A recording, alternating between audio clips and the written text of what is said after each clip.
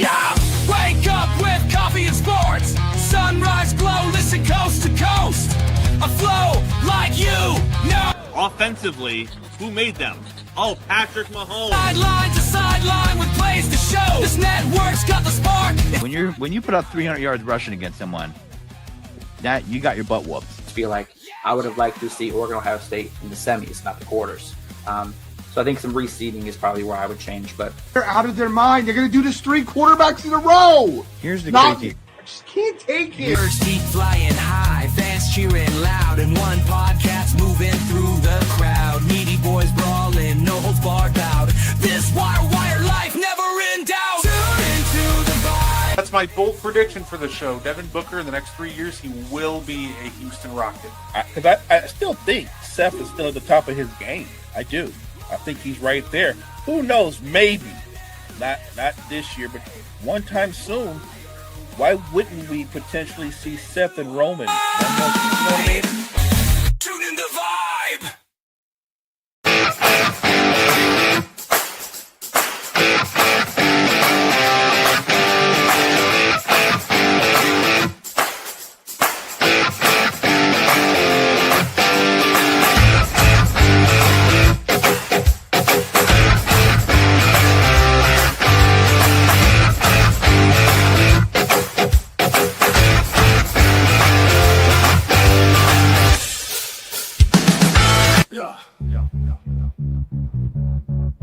Guard on the mic tonight. News coming in left and right. Oh, better with the latest fight. Gene's got that insight tight. Champions rise and they fall. Wire to wire, got it all. Every move and every brawl. Tune in for the curtain call. Wrestling talk all night long. Catch the latest match and song. Ring the bell, let's get it on. Every story bright and strong. In the ring they clash and roar. New rivalries and so much more. Titles change and legends lore. Hey, what's poppin', y'all? It is your boy, Guard E3. And welcome back to the Meaty Boyz podcast. Hey, what's up, Gene? Nice to see you in here. Whew, sorry. Ooh, old age catching up with me already. I'm cooked. Turning 30 this year. Of course, joining me at this time, he is the greatest co-host of all time. He is Mo Better. How you doing, Mo? It's the Meaty Boyz. Time to talk some wrestling. Absolutely. And don't worry. We make sure to try to cover everything, some WWE. We'll get to that momentarily, but I'm going to start with dabbling a little bit of AEW at first, because there's something that has to be addressed. For some reason, people are up in arms about, and I don't understand it. And I don't want to spend too much time on this one, but I need to put out a PSA real quick, because AEW just had a fantastic event this Saturday, AEW Grand Slam in Australia, the first time they've ever been there. Had great stuff. Timeless Toni Storm became a 4-time women's champion. Harley Cameron put on a star-making performance. And thank you. Appreciate it. And there's just a lot of great things that happened. Like Kenny Omega, Will Ospreay, amazing match this Saturday. But everybody wants to talk about the ring. So what happened was they knew that this event was coming for months now, and what they did, instead of shipping their own ring over, they leased one from a local company from over there, and instead of the usual 20 by 20 ring, it was the 18 by 18 ring. That is the ring size that you see guys in like Ring of Honor, TNA use. The 20 by 20 ring is pretty much exclusive to like WWE, AEW. I do appreciate the feedback. Thank you.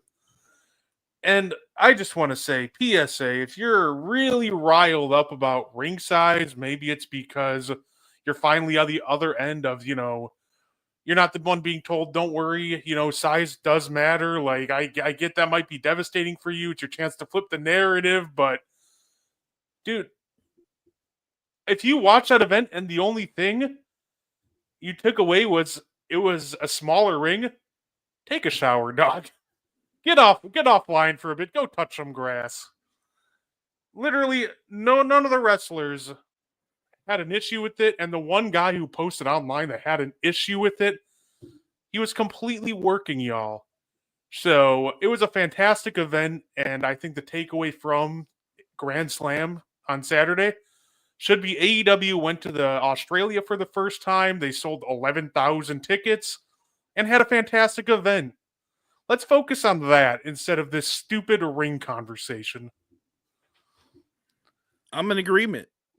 Entertaining event, great matches. I think AEW did their thing.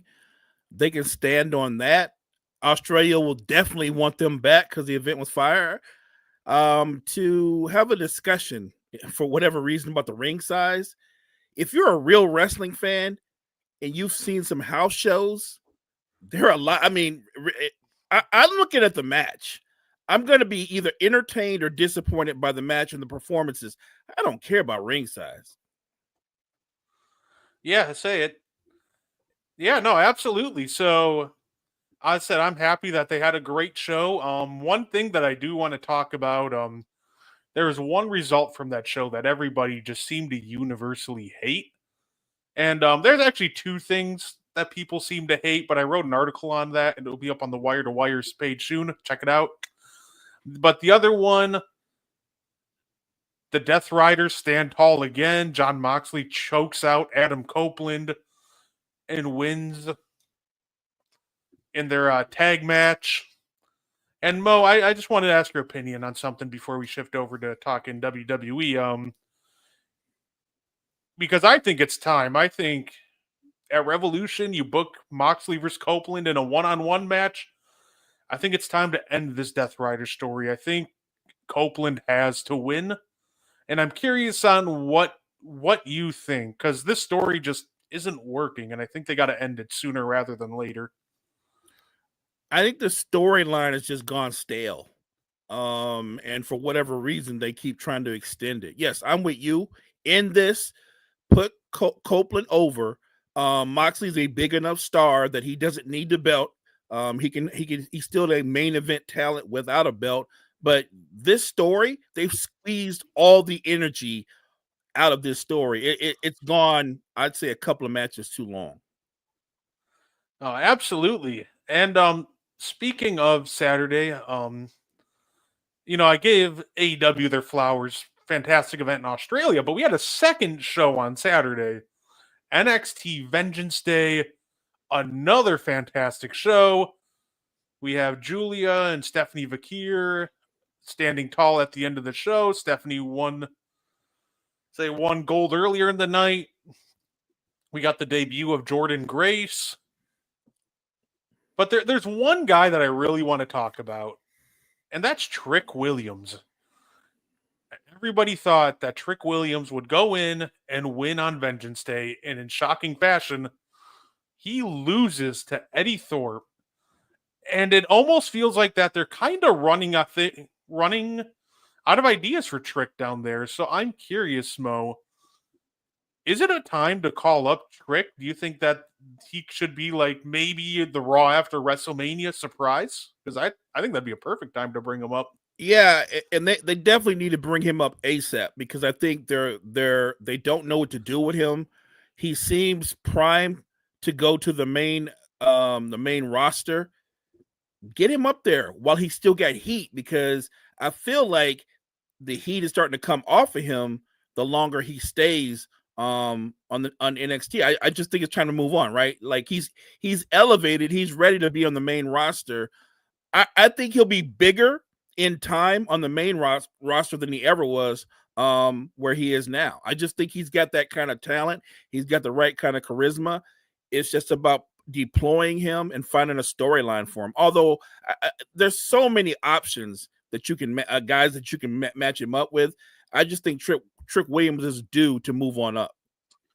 No, and I completely agree. And I I think that NXT Stand and Deliver, that's every single weekend, WrestleMania weekend.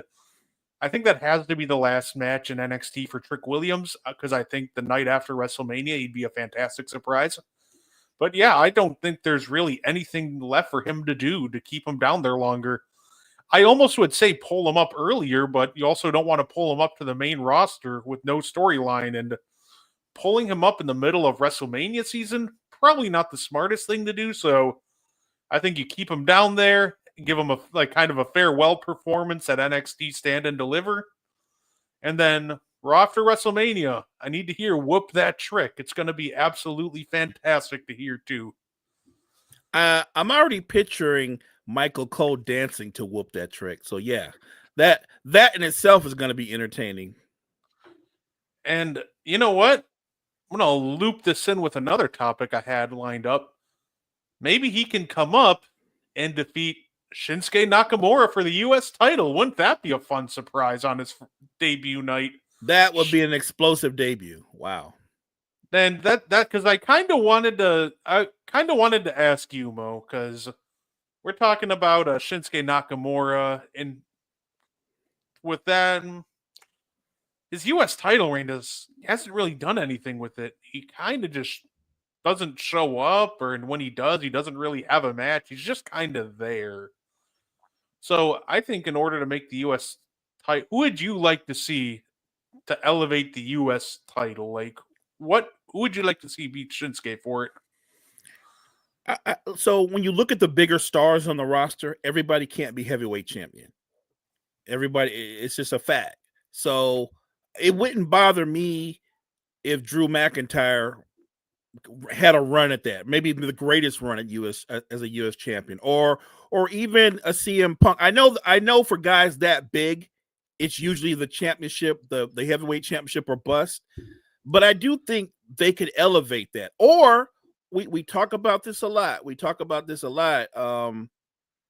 At some point, I just think you might want to elevate a younger talent. We just talked about Trick Williams. There are some young, talented guys up there. Even go with somebody that's not necessarily a face. Go with a heel. Go with somebody that people can't stand. But let them go on a long run. Like it could be Dom. I always said Dom could hold a belt. They would be so disgusted with Dom, and yet at the same time, you would watch Dom just to see when he was going to lose. So I just think they have a lot of options. The bigger stars, I'm not sure too many of them would be excited about being the U.S. champion. Maybe like I said, maybe a Drew McIntyre, because I think he'd be a great champion. But I think CM Punk, Rollins, Reigns, guys like that, it's the bigger belts or bust for them. We already have Jay getting ready to compete against Gunther. Maybe Gunther, if he loses to Jay, he doesn't take a major step back, but he becomes U.S. champ again and dominates that. I'm just saying there are so many different ways you could go with that. The funny thing is, I'm a big Shinsuke fan, but I feel like they don't know who to match him up against. Kyle just went with the guy that I was getting ready to bring up next. I think Chad Gable is as great a heel as Dom is. He don't quite have Dom's heat, but it's close. And he's a better in-ring talent. I think Chad Gable could be a U.S. champion and have a long run. Yeah, I think so. Thanks for tuning in, Kyle. I think Chad is a great option. See, I really think that the guy I would love to see win it, and I think would be a fantastic guy to push for it, Carmelo Hayes. I'm not mad at that either. I like that option too. Granted, I think Carmelo Hayes also, I think that highly of him, and I would love for him to win Money in the Bank too. But if he can't do that, then I would love to see him beat Shinsuke for the U.S. title. I kind of like that trade-off. Let Chad Gable be the U.S. champion. Let Carmelo be the shocker and win Money in the Bank, because Carmelo Hayes is the perfect guy to walk around with that case. Because he's not cashing in until everybody in the ring is completely wasted. No, absolutely. And if we do give Dom the U.S. title, by the way, I need them to put it on somebody that the crowd absolutely loves, which would be fantastic. So imagine if like Chad Gable finally got his moment and the crowd's dinging it just for a week later, Dominic Mysterio to beat him in the most sleazy way possible. Yeah. Like that would be absolutely fantastic. I love Dom. I love Dom because Dom is one of those guys, Brett, you love to hate. Yeah, absolutely. Like, don't have him beat Shinsuke because nobody would. I don't know if anybody would care if anybody beat Shinsuke at this point. Have somebody like get their big moment and then Dom ruin it like a week later. Then I feel like turn him heel a third time, even though he's never been a good guy. Right. No, I'm here for that. I'm 100% here for that. The disappointing thing about Shinsuke is he won the belt and they've done nothing with him. His run has been there's nothing, no energy behind it, no push. I'm with you 100% on they need a change. I think Shinsuke is a talented performer, but maybe at this stage of his career, they might want to look to put him with another guy and put him in the tag team division. Yeah, no, I love Shinsuke, but they don't know how to book him or something. Right. Something's off with him like Well, every time. And right, I don't know what it is. And he doesn't get matched up against. You notice like there's a bar, right? So you don't see Drew McIntyre going against Shinsuke. You don't see obviously you're not going to see Seth Rollins or CM Punk go against Shinsuke. So how does he get more entertaining matches if they don't put him in a storyline where he has a true rival? We talked about this last week's show. The same thing has kind of happened to Gunther. It's the same thing. You know what? Maybe Gunther and Shinsuke become tag team partners. There we go. And of course, before we talk some, Elimination Chamber, Mo, it seems like the attacker of Jade has been revealed. Well, this feels like WWE just planting a red herring. I think it's too obvious. Yeah, right? Like, they show the video and Liv and Raquel are walking away from the incident, right? The accident. Honestly, yeah, I feel like it's too obvious that it's not them because Liv is she's a talker. She likes to flex when she does something. I think if she took out Jade, she would have said something by now, like, "Yeah, I did it." I felt like she would have said it the night after, but for sure, when they showed them kind of like in the area, walking away, if it were Liv, Liv would have been like, "Yeah, to take care of your friend or whatever," and she didn't flex. It's not. I guarantee you, it's not Liv. I guarantee you, it's not Liv and crew. I still think you're onto something. I could be wrong, but it's either Naomi or it's Bianca. I'm just saying it's one or the other. And I think we're going to find out. I actually think we're going to find out the real culprits next week when Liv and Raquel, they're going for the tag team belts, right? Yeah, there's a tag team match. I'm telling you what's going to. I'm telling you what's going to happen. Liv and them are going to win the tag team belts. They're going to win the belts. They're taking the belts off of Naomi and Bianca. And Naomi, Bianca was in the ring. That's fair. Bianca was in the ring when Jade was attacked. So then it's Naomi. Then it's Naomi. But I think the belts are coming off of them this week. And the only question is, will Jade come back and cost them the tag team belts by just charging after Naomi? Or does Jade not show up until the Elimination Chamber and takes out Naomi, or maybe because she takes out Naomi, it impacts Bianca? I guarantee you there's going to be some kind of three-way confusion there because I don't think it's Liv. And I do think Liv is the kind of performer, Brett, that she'll win the tag team belts. Her and Raquel will win the tag team belts. And I think they're going to actually have a lengthy run as tag team champions because Liv still has all that hater heat on her. Yeah, and I really do think that. I think it'll be at the Elimination Chamber. I think they'll take a page almost out of, if we remember a little throwback here, Elimination Chamber 2010, The Undertaker, Chris Jericho are the last two in the ring. Turns out Shawn Michaels was hiding under the ring and he moves one of the grates and super kicks The Undertaker. I think we get something similar. Like, what if like Naomi's in the ring looking to maybe punch her ticket to WrestleMania, then all of a sudden not Bianca, Jade comes out from under the ring or just moves one of the grates and hits her with like that bicycle kick that she does. It's coming. Yeah, I feel it. I think you're right. It's definitely coming. Triple H and creative just threw everybody something that was so obvious. Like it's just too easy. I just don't see that. I think they're building another story that's going to end up being a WrestleMania match. Oh, absolutely. And we got some before we get to WrestleMania. We know how it is, Mo. We got the Elimination Chamber pay-per-view that's going to be coming up in a couple weeks.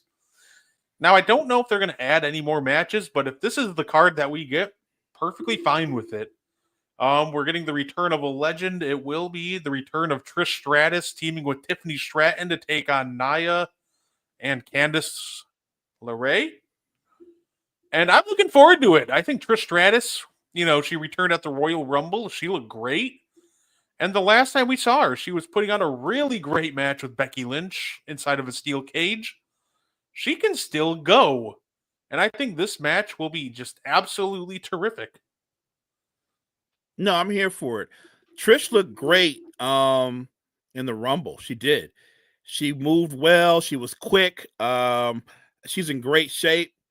And I think she's gonna bring it come WrestleMania. She's gonna bring it. I'm excited to see her in the ring. I think it's gonna be an entertaining match.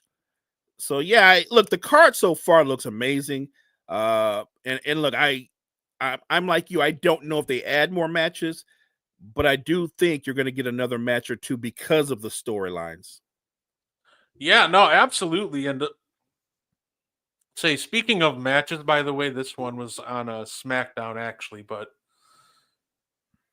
turns out Nia and Tiffany have great chemistry. I did love their championship match that they just had. It made me more excited for this one because they work so well off of each other, and that was trending towards, it was a really good match until, Candice got involved, but those two have great chemistry. I love the championship match they gave us on Friday with those two.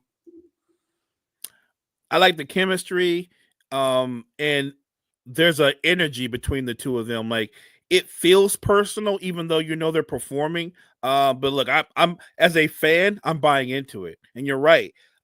Nia's not an easy talent to have natural chemistry with, but Tiff is there. Tiff is so gifted that she's gifted enough to her strength builds up Nia's weaknesses and vice versa. So I'm with you. They work well in the ring together. They have natural chemistry. So I'm always want to see those two in the ring. No, absolutely. And then the other singles match that we have, two guys who will probably fight forever. Sami Zayn versus Kevin Owens in an unsanctioned match. This is fun. I love any time that these two get together because they are incapable of having a bad match. Their bad matches are better than a lot of people's best matches, and that's saying something. Excellent chemistry. The crowd's going to be hot. They're in their hometown, in their home country in Canada. This could actually end up being the match of the night.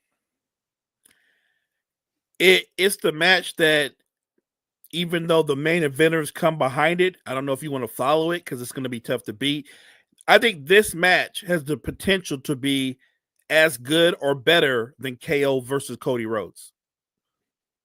And you know what? One thing to keep in mind, I think making it unsanctioned opened up the door to set up the WrestleMania match because somebody might be hearing voices in his head. Last time we saw Randy Orton, he got taken out by a package pile driver from Kevin Owens, and he hasn't been on TV since. So this might be a fun one-on-one, but we also might get a Randy Orton appearance leveling Kevin Owens. Got to get his payback for that pile driver.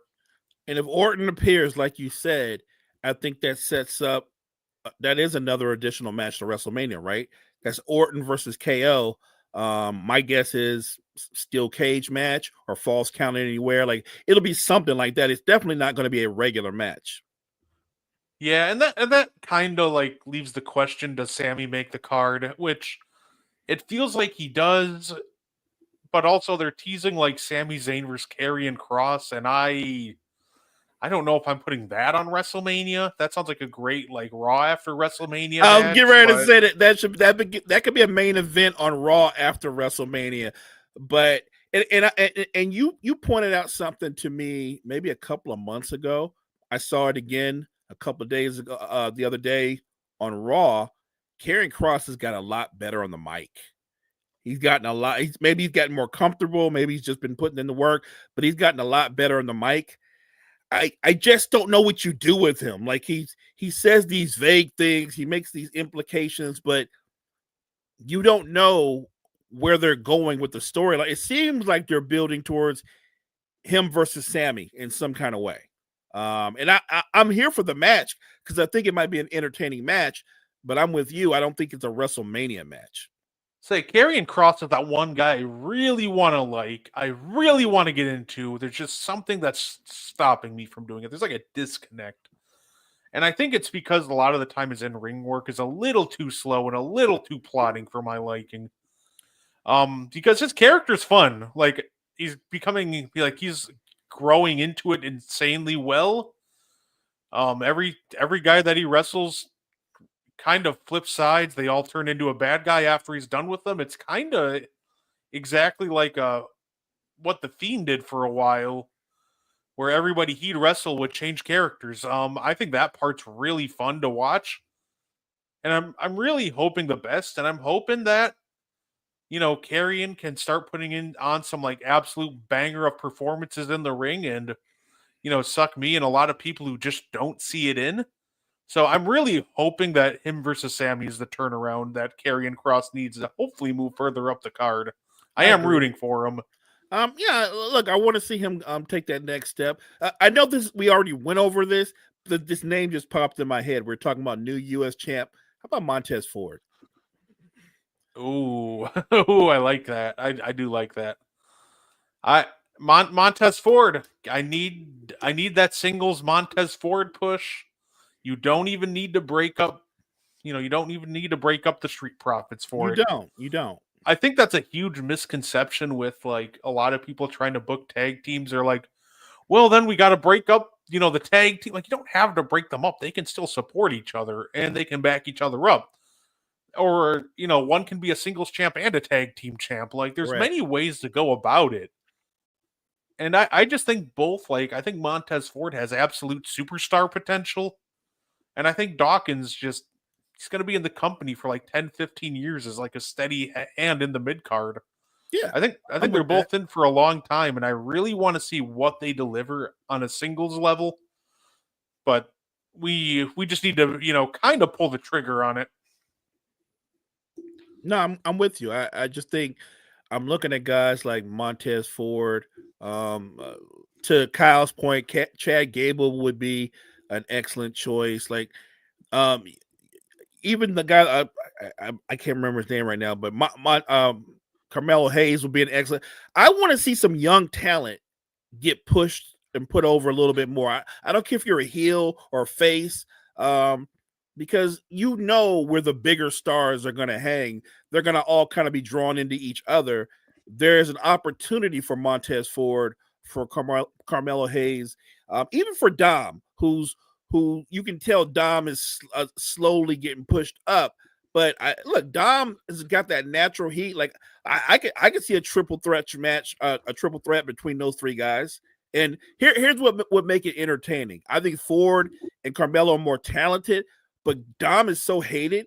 If he found a way to steal the belt in a triple threat, I think that would be awesome. Yeah, absolutely. And that would be absolutely perfect too. It would fit his character so well. And I honestly think that Dom deserves a singles title at some point. But step one is just get him out of the Judgment Day. It's time. Blow it up. It's over. The Judgment Day is done. Yeah. It lost its luster when Rhea and Priest left. I think you can keep Liv, Raquel, and Dom together if you really want to. But, like, when JD comes back, people aren't going to want to boo him. They watch the man, like, crack his ribs and everything and continue a match on TV. that's like a natural face turn, most likely. And I don't really think anybody cares about Carlito at this point in 2025. So, Carlito's that guy that shows up just to take some shots. Like, I'll take some punches for you. That's what he's good yeah, for. Carlito's almost like Virgil in the NWO, where you're like, wait That's a minute, he's it. there? That's it. Dang, I didn't even realize that. Carlito's a modern day Virgil. That was good. Good call. Good call. Chad is perfect for the U.S. title. Completely agree. Yeah. Plus, he's got the group American made. Like, Finn needs to take a step back to the mid-card titles. Winning the title as the Demon would be the move. Not only that, can we give... Also, splitting up the Judgment Day would give Finn his old theme back, and I loved his old theme song enough. Like, it's literally the ringtone on my phone. I do love it.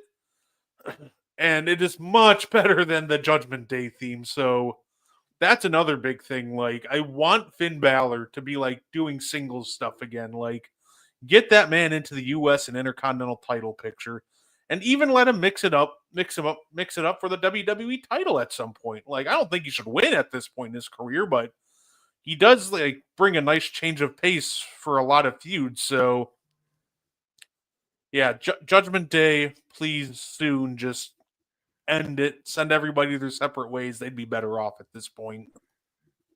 Agreed.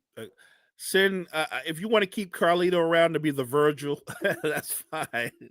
But I'm with you. I think that Dom can go with his girl, and they can do their own thing. Judgment Day is done. It like I really thought it was the beginning of the end once Rhea left. When Rhea was gone, I mean, because she brought all the heat, and at the time Priest was really big and he bounced. It's just been a steady decline. Nobody's even interested in them anymore. It's funny because I thought they were done like a couple weeks after they left, right? When it's like there's like 5 Judgment Day members, like only Priest and Rhea, and Priest and Rhea are just handling like the entire Judgment Day without much of an issue. It took them like a month to finally beat those two down, and at that point I'm like, why do I care? Like, dog, they just beat these guys up for like 3 weeks straight, and I'm supposed to care that they finally got one over on them? Like, once they were presented that much of like an unserious threat to me, then I'm like, yeah, this is cooked. It's over. I do like the idea of the Fiend coming back. I do like the idea of that. I do like the idea of him winning one of the smaller belts and kind of dominating. I think he could build up some of the other belts or even the tag team belts with another partner. Like, the one thing about Finn Balor, he stays in shape. He's still an incredible athlete, always in great shape, terrific performer. I think it's just time for him to get back to being Finn Balor or AK or the Fiend and getting away from the Judgment Day. And I think at this point, like you said, they just all need to disband. It's not even a thing anymore. Although, to be fair, I'm not that impressed with the LWO either. But you know, yeah. I mean, that group you know what I mean? Like, I get that they're kind of like Rey Mysterio's cheer squad, but I don't know if they're any better than the Judgment Day. No, they're not, and it's like such a handicap for like Triple H because I love Triple H and what he's done, but for a while I'm like, dude, every single Hispanic wrestler does not need to be just tossed into the LWO. Like Santos Escobar came up LWO. They brought Andrade back LWO. And I'm like, oh, come on. Like, we don't need to do. And then when Penta was rumored to debut, that's when Ray's like, I will face the New Day with a mystery partner. And I'm just like, oh no, we're not putting Penta in the LWO too. You know who wouldn't have been in the LWO? RIP Eddie Guerrero.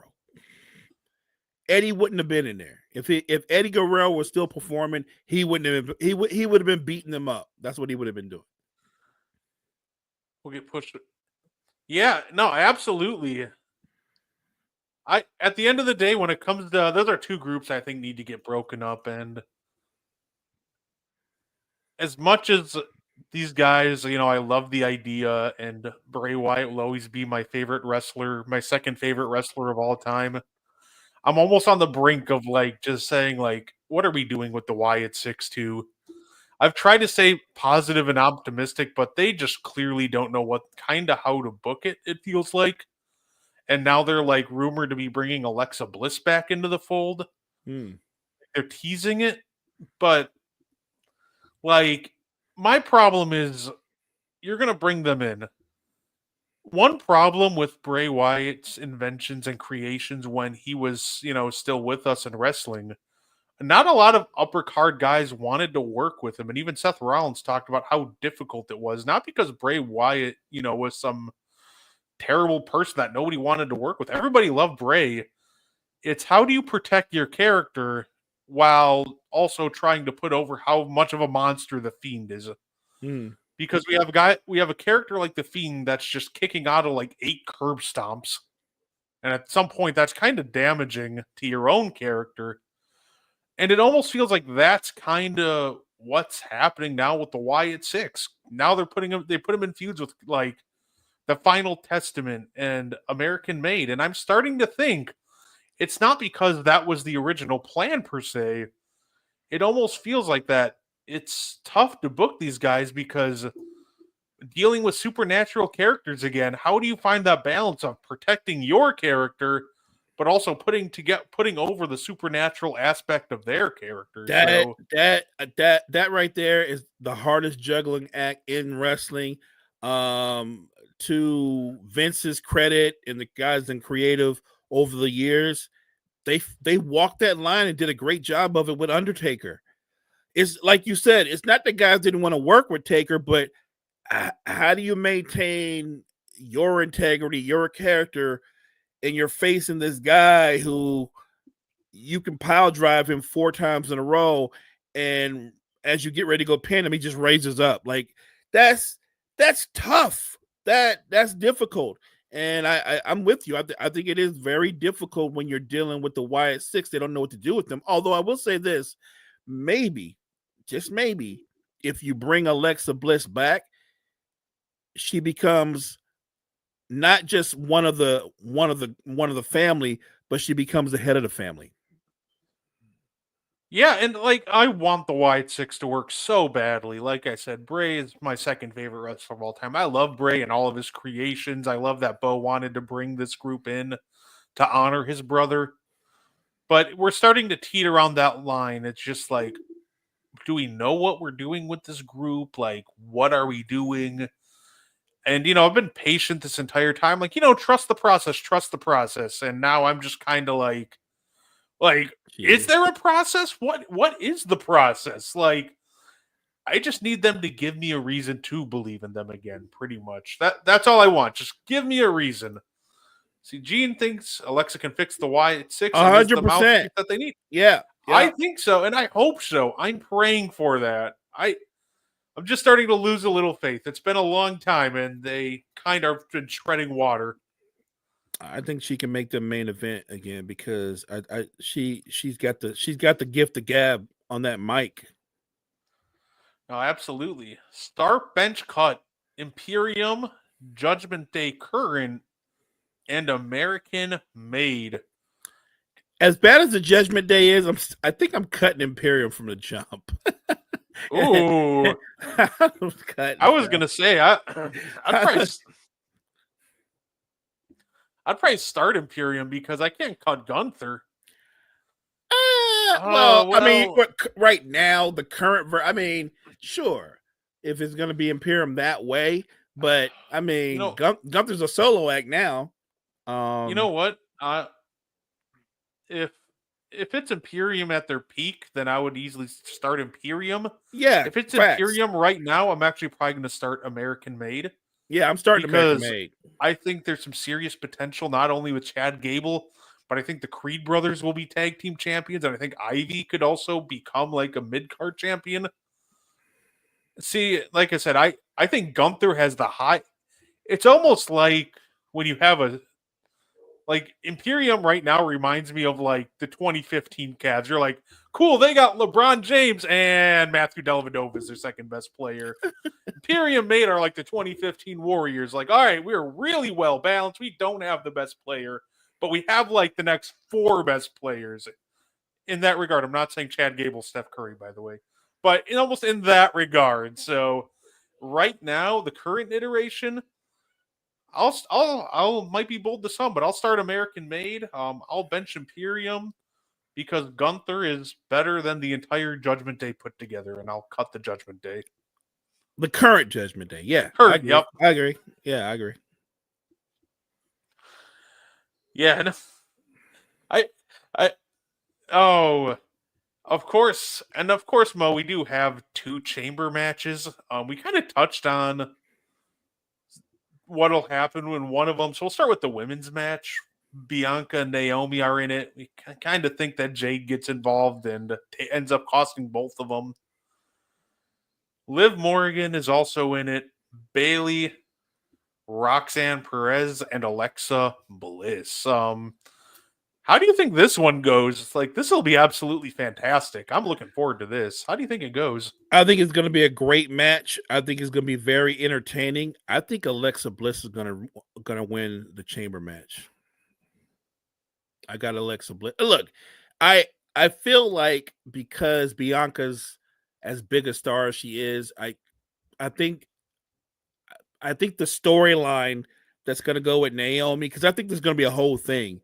So I don't think it's going to hurt her that she doesn't win, but I think Alexa Bliss winning it has a lot to do with what we talked about. It's going to set up her going back as the mouthpiece for the Wyatt Six, and she's going to have solo success as well. So I think it's going to be a phenomenal match.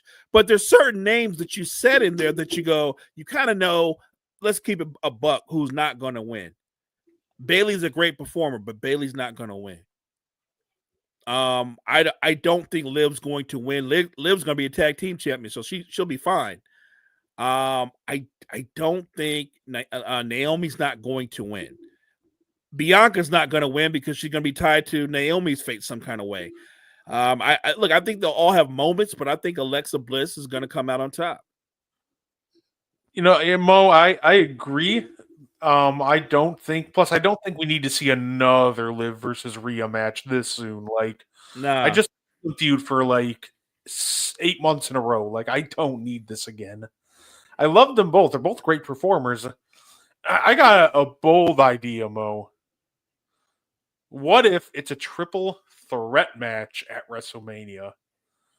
What if, and listen, you can put Rhea over at WrestleMania, but I suggest we make a star and we give the people the match that they've been kind of clamoring for a while. First, in the chamber, let's make a star. Let's give Roxanne Perez the win in the chamber and let her go to WrestleMania. This is a moment where she doesn't even need to win at WrestleMania. No. And you can book her in a way where she's not just overpowering anybody. She can win by any means necessary. But her coming out on top in the Elimination Chamber would set a great career trajectory for her going forward.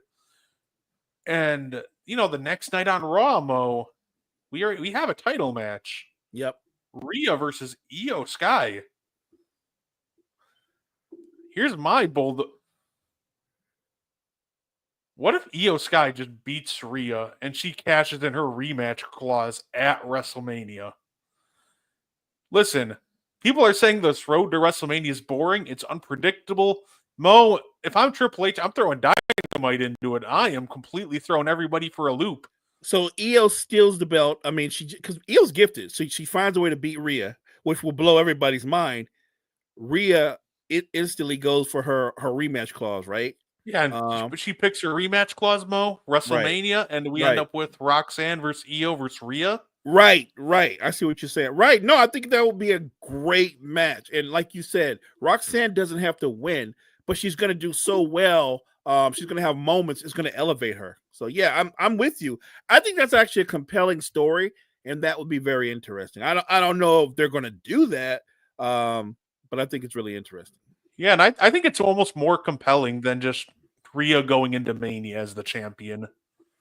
Right. I think it makes it more intriguing. And it makes Rhea the hunter again instead of the hunted, right? Because it becomes a lot more interesting to me. She enters the ring as a challenger. And I think that Rhea is actually just better as the hunter instead of the hunted. 1,000%. 1,000%. For the men's side, Mo, we have Cena, Punk, McIntyre, Logan Paul, Damian Priest, and Seth freaking Rollins. Now, I will say, I wouldn't do 2 run-ins in the same night. So, Mo, I'd almost pick, right? Do you want Jade to do a run-in in the women's match? Or a Roman Reigns run-in in the men's match? Because I think you could do, like, Jade attacking Bianca and Naomi. Which like, totally makes sense. Tag match, like, the week after, and it's perfectly fine. I think that there's a very real chance that we expect Jade, but she doesn't show up because I think Roman Reigns is coming back for revenge at the Elimination Chamber. I think that's very real. Reigns comes down at the Chamber and spears Rollins, right? Yep, for that stomp. Causes Rollins his opportunity to go punch his ticket. Yeah, look, I'm with you 1,000%. That's going to happen. Reigns is not in the event. You know he's showing up. And I don't know if he's the only one showing up, but I know he's showing up. And look, when you go down the roster, the guys that you named, I'm looking at Cena. I'm always looking at Logan Paul. And I'm looking at Punk. And I don't know. I think one of those 3 are going to win it. I just don't know which one. Because I think Reigns is going to cost Seth. So I think it opens the door for one of those 3. And I know people aren't. Look, Logan Paul's an amazing performer. I'm just saying he's amazing. I guess the question is, could you see him winning the Chamber outright? No, but I think Logan Paul is going to come out of this the biggest heel of all time. Oh, yeah, because I think he's going to do. No, go ahead. No, I think he's going to do one of 2 things that are going to anger everybody. It's either going to cost CM Punk his main event at WrestleMania, which he's wanted for over a decade now, and everybody's going to hate him for it. Or B, Mo, imagine the reaction if Logan Paul screws John Cena out of the main event spot at WrestleMania. I'm telling you, Brett, you should be writing for the WWE. Look, I don't even think it's a bold statement. One of those 2 things are going to happen. He's either going to break fans' hearts by screwing Cena, or he's going to break fans and Punk's heart by screwing Punk. And I know there's rumors of it's going to be Rollins, Punk, Roman triple threat. I'm not touching that. I think that doing that triple threat's almost a waste. And now, here's the thing. Do I think that would be a good match? Absolutely. But I think you're wasting a feud in doing that. I think that's a great match to do down the line with a championship on the line. Yes. So if Punk, Rollins, or Reigns wins the title again, run that triple threat. But I'll give you a couple feuds right now that make more sense than that triple threat. We did this whole Drew McIntyre Bloodline Hunter thing. Run Drew and Roman again at WrestleMania. That makes more sense. CM Punk's been taking shots at Logan Paul. Run Punk and Paul. That would be a hell of a match. Like, I like the idea of the triple threat. Don't get me wrong. It'd be a fantastic match. Just not at WrestleMania with absolutely 0 stakes. Like, that doesn't need to happen. No, I'm with you. If I'm seeing Reigns, Rollins, and Punk in the ring, a belt's got to be on the line.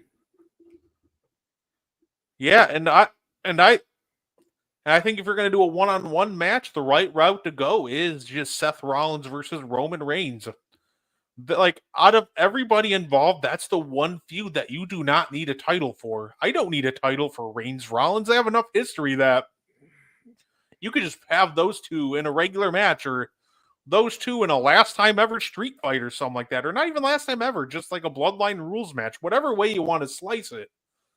But that's the duo I'm pairing up, because that's the duo that I can run a match that feels WrestleMania worthy without needing a title. Facts. And then you pair off you pair them off at that point.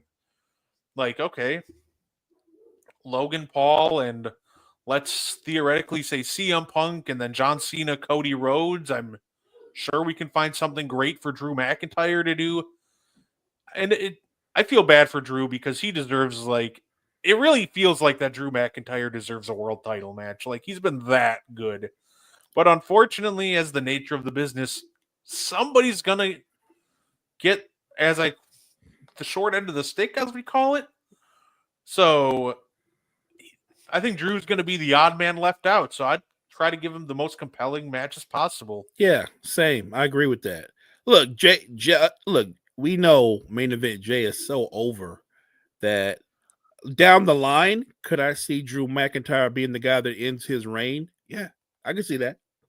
I definitely can see that. Look, I think if Jay does win, if Jay is able to beat Gunther, and I don't think it's a lock.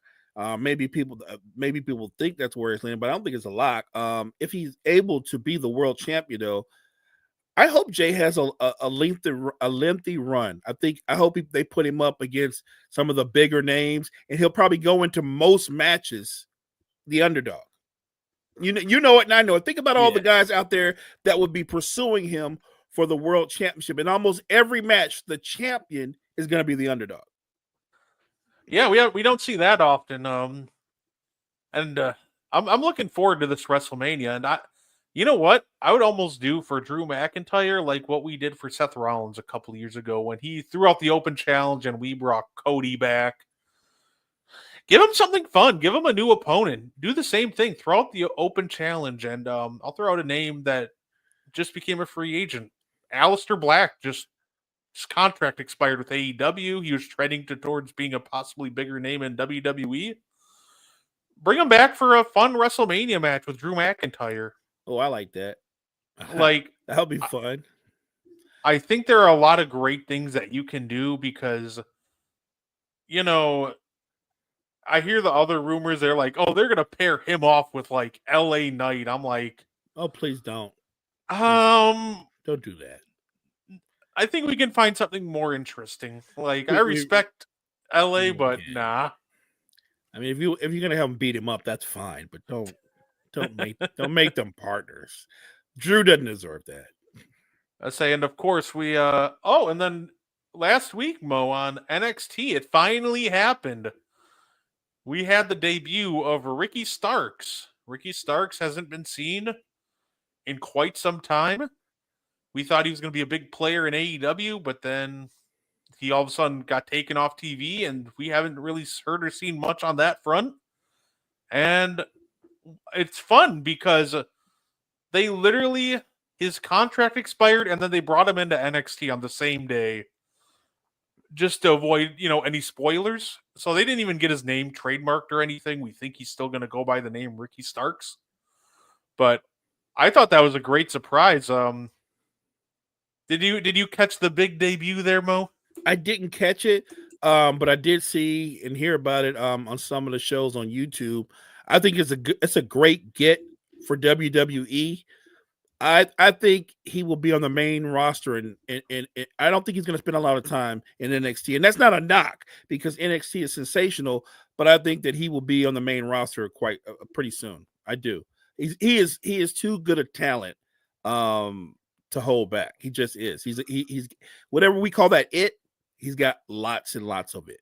No, absolutely. His and I don't want to compare these two moments because one is clearly bigger than the other, but his debut almost reminded me of Scott Hall appearing on WCW. Oh, wow. Obviously, Scott Hall, appearing was much bigger than Ricky Starks appearing on NXT.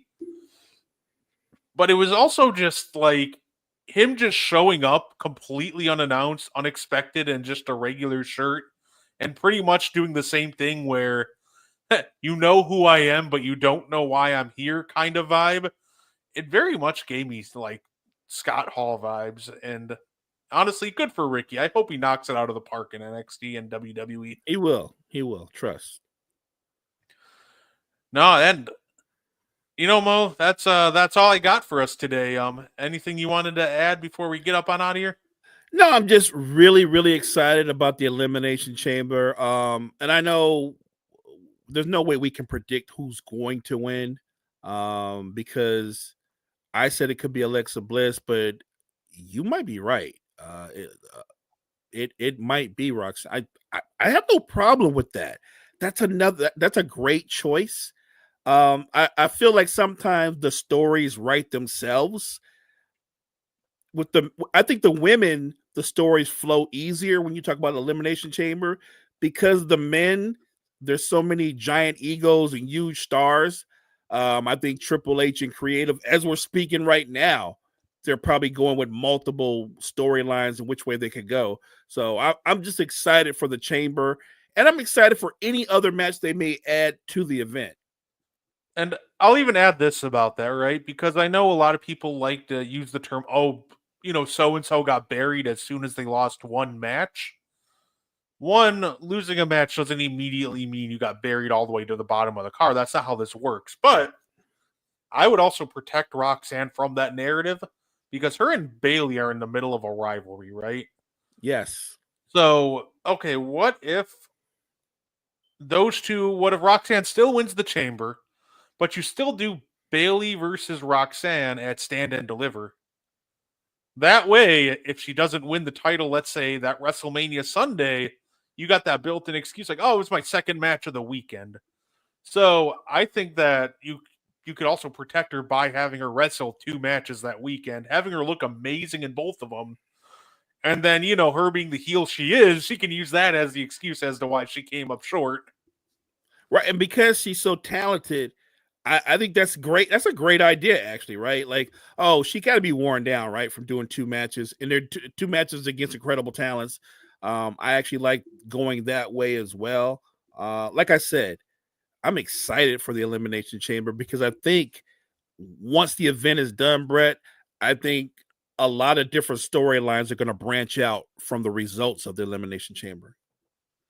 No, absolutely. To everybody watching, we definitely appreciate it. Thank you. You can catch us next Tuesday. I know our next scheduled watch along, WrestleMania. That's going to be fun. You can catch us more on the Meaty Boyz page if you want to interact with us. That'd be awesome. Would love to see you guys over there. Tune into Wire to Wire Podcast Network for some great shows. And we also have a website now, and you can catch your boy uploading different articles on the NBA, and most lately, you can catch my wrestling opinions on there. Until then, I definitely appreciate everybody who's tuned in. Thank you very much, and have yourselves a good night.